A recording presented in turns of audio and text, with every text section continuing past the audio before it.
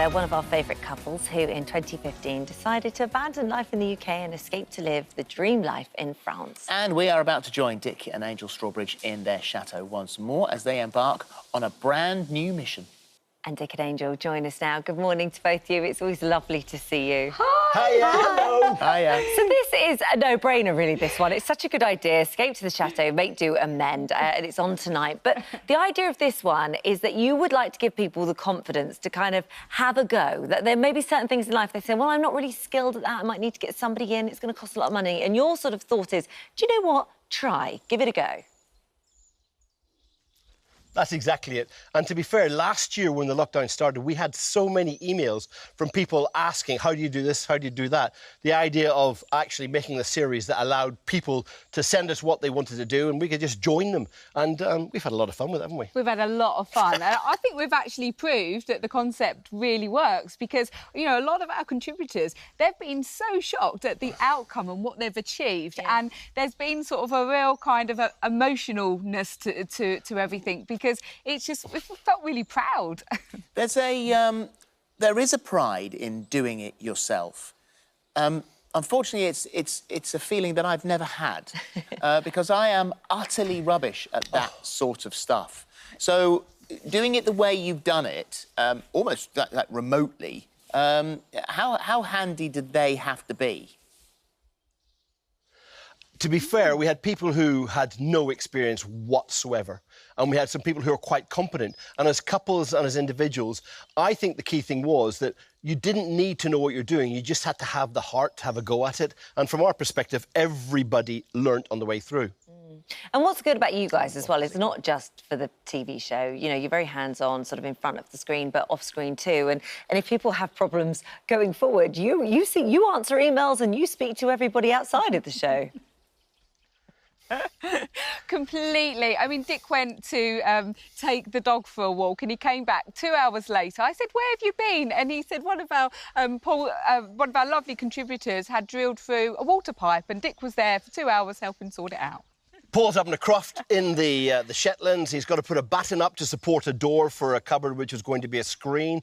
And he put, actually, I think 5 screws through the water pipe in different places.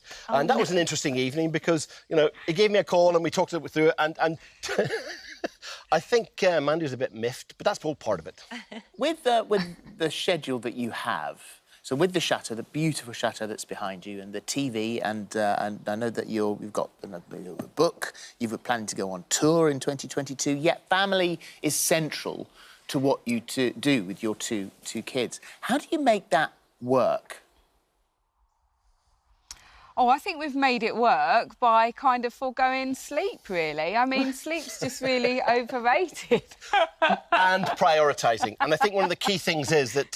hello, Arthur and Dorothy, by the way. They're in with Grandma and Grandad. We have got a good childcare system in place because both Jenny and Steve are looking after the children and they are number one. The reason why we couldn't have come on earlier, because I had to go to the school to collect them when Angela was setting things up and getting ready, because we put the children first. Yeah. It's just part of life. And actually, it's idyllic, your life. That's what it seems like. I mean, we watch it from here in the UK and we love it and we know who you are, but when you shut that door and the cameras leave, because you're there in France and it's not televised in France, you live a relatively private life there.